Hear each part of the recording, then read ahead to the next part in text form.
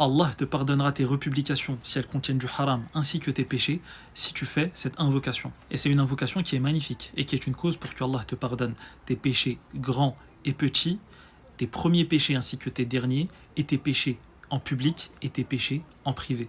Avant que je mentionne cette invocation, republie et partage cette vidéo. Si par ta cause juste une seule personne met en pratique cette invocation, tu obtiendras énormément de bonnes actions, Inch'Allah. Et il faut savoir aussi que c'est une invocation que le prophète sallallahu alayhi wa sallam faisait lorsqu'il était prosterné. Donc dès ce soir, Inch'Allah, n'oublie pas cette invocation dans tes prosternations, que ce soit lors des prières obligatoires ou lors du tarawih par exemple. L'invocation est la suivante et je te laisse répéter après moi.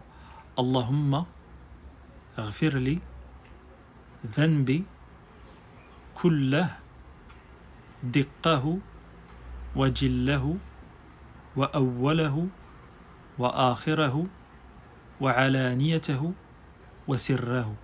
Je répète, Allahumma ghfirli dhanbi kullah diqqahu wa jillahu wa awwalahu wa akhirahu wa alaniyatahu wa sirrahu.